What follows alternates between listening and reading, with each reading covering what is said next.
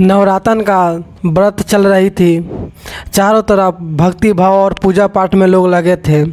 लेकिन उसी दिन एक घर में लड़ाई झगड़ा और बवाल मची थी, क्योंकि उस घर में एक औरत होती है जो नवरात्रि का व्रत रखी हुई थी, और उसका पति उसी दिन बाहर से घर में मुर्गा खरीद कर लाते हैं और मुर्गा बनाकर खा लेते हैं।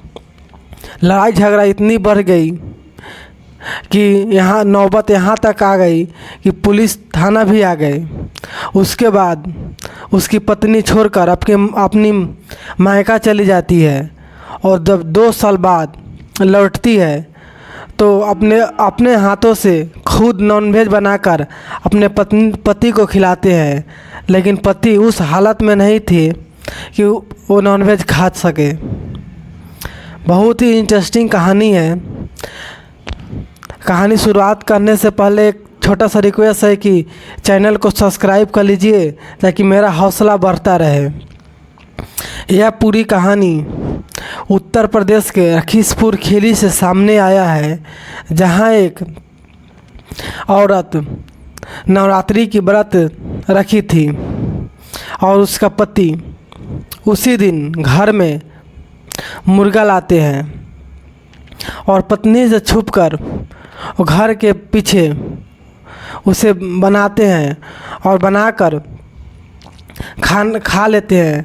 जैसे ही वो बनाकर थाली में रखकर खाने वाले होते हैं, तभी उसकी पत्नी वहाँ पहुँच जाती है और फिर दोनों में काफ़ी लड़ाई झगड़ा हो जाती है। और बात यहाँ तक आ जाती है कि वो पत्नी अपने भाई को बुलाते हैं और भाई के साथ वो मायका जाने की जिद करने लगते हैं। फिर उसके भाई ने पुलिस के पास कॉल करते हैं। पुलिस आकर दोनों को समझाते बुझाते हैं और बोलते हैं कोई नहीं, पति से गलती हो गया, पति परमेश्वर होता है, माफ़ कर दो।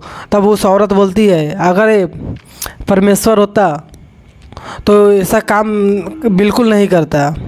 तब उसका पति बोलता है यार मैं तो ड्राइवर हूँ, मुझे बचपन से ही नॉनवेज खाने की आदत है, वो जो हुआ जो माफ़ कर दो। पर उसकी पत्नी एक भी नहीं सुनती है और अपनी मायका चली जाती है।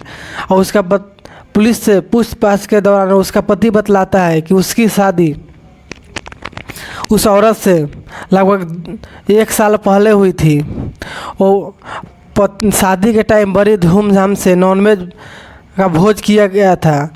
बहुत लोग, सारे रिश्तेदार बड़े धूमधाम से आए, अच्छे चाव से खाए, सब कुछ चल रहा होता है। उसकी पत्नी भी भगत होती है।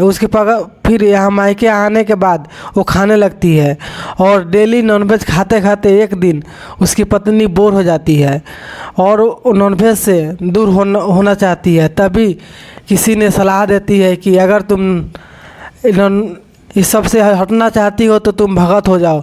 अगर भगत हो जाओगी तो घर में नॉनवेज आएगा नहीं और मना कर देना। फिर क्या उसकी पत्नी भगत हो जाती है और अपने पति से बोलते हैं कि मैं घर में नॉनवेज मत लाना, अगर लाते हो तो खुद बनाना और खाकर मेरे साथ मत सोना, अलग ही सोना। उसके पति दंग रह जाते हैं कि लोग शादी इसलिए करते हैं कि घर पे आने के बाद दिन भर काम करने के बाद चैन से खाना मिले और सोने के मिले।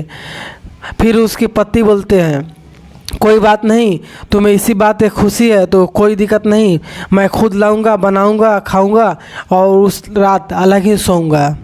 फिर ऐसे ही चल रहा होता है। लेकिन नवरात्रि के दिन जो एक कांड हुआ,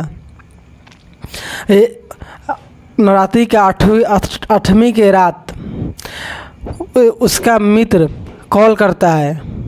उसका पति का नाम सुरेश रहता है, यानी सुरेश का मित्र कॉल करता है कि आज आओ साथ बैठकर खाते पीते हैं, बनाते हैं।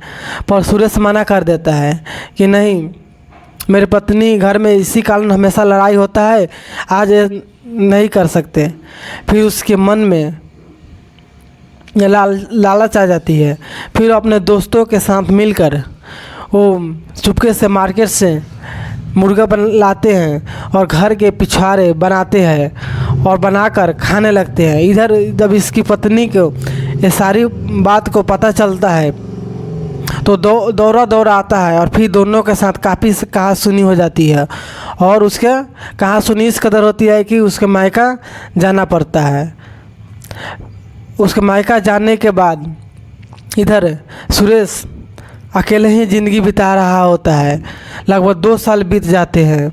इसी दौरान अचानक उसकी पत्नी को एक खबर मिलता है कि सुरेश का स्थिति काफ़ी ख़राब है, उसका तबीयत काफ़ी सीरियस है। उसका खबर जानने के लिए उसका पत्नी जिसका नाम ममता रहती है, ममता अपने भाई को अपने ससुराल भेजते हैं। जैसे उसका भाई ससुराल आते हैं, मतलब अपने दीदी के जीजा के पास आते हैं, तो वो अड़ोस पड़ोस के लोग कहते हैं अब आने की क्या ज़रूरत, वो तो सुरेश अब अंतिम सांस ले रहे हैं, अब सब तुम्हारे सिस्टर के कारण ये सब हुआ है।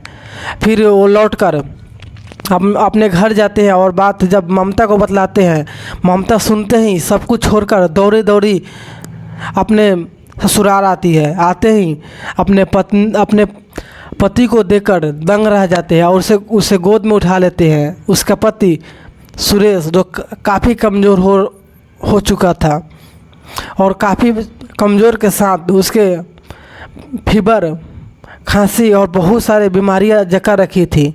फिर उसे उठाकर एक ऑटो में लाकर हॉस्पिटल ले जाया जाता है। हॉस्पिटल में इलाज के दौरान डॉक्टर बतलाते हैं कि इसे कोई बीमारी नहीं है, बस ऐसे ही हल्का फुल्का नॉर्मल है और इसे किसी सदमा और चिंता की बीमारी है, जिस कारण इतनी दुबली पतली और मायूस निराश रहने लगे हैं। फिर वो लेकर अपने डॉक्टर से मिलने के बाद वो घर आ जाते हैं। फिर उसका पत्नी बोलता है मैं पहले ही बोला था कि ये सब नॉनवेज खाना छोड़ दो, अगर आप छोड़ दिए रहते तो ये नौबत नहीं आती। और उसकी पत्नी की बात सुनकर सुरेश कुछ नहीं बोलता है, क्योंकि वो उस समय बोलने की हालत में नहीं होता है, वाकई में बहुत कमज़ोर हो गए रहते हैं। फिर उसकी पत्नी मार्केट से जाकर नॉनवेज लाकर बनाते हैं और अपने पति को परोसते हैं, बस वो सुरेश मना कर देते हैं, बोलते हैं कि तुम्हारे जानने के बाद मैंने नॉनवेज ही खाना छोड़ दिया। इस पर पत्नी दंग रह जाते हैं, बोलते हैं पहले पता रहता तो ऐसा कुछ नहीं होता। फिर वो खिलाने की कोशिश करते हैं, तब सुरेश बोलता है कि अगर खा लो तो फिर दोबारा कहीं तुम छोड़ कर चली मत जाओ। फिर उसकी पत्नी की आंखों में आंसू आ जाते हैं और बोलते हैं ऐसी कोई बात नहीं, अब हमेशा आपके साथ रहूँगी। फिर वो अपने हाथ से अपने पति को नॉनवेज खिलाते हैं और फिर उसके पति सुरेश ने भी ममता को बोलता है खाने के लिए, तो ममता भी खाने लगती है, क्योंकि ममता भगत हो गई रहती है। फिर भी बोलते हैं कि जब पति बोला है खाने की, जब पति की यही इच्छा है तो मैं ये भगत और ये शाकाहारी किसी काम की नहीं है। फिर वो दोनों खाने लगते हैं, फिर सब कुछ नॉर्मल चलने रहता है। उस दिन के बाद सुरेश सप्ताह में 1 या 2 बार ही नॉनवेज लाते हैं और फिर सब दोनों की ज़िंदगी अच्छे से चलने लगता है। सब कुछ गम भुलाकर फिर कुछ दिन बाद सुरेश भी ठीक हो जाते हैं और फिर से जो अपना काम है, जो एक ट्रक ड्राइवर था, वो अपने काम में लग जाने लगते हैं और पति पत्नी सुखी और शांति से ज़िंदगी बिताने लगते हैं। ये पूरी कहानी आपको कैसी लगी कमेंट करके ज़रूर बताएं। अगर आप चैनल पर नए हो तो सब्सक्राइब कर लीजिए, क्योंकि हम ऐसे ही अनोखी कहानी हर रोज़ डेली लाते रहते हैं।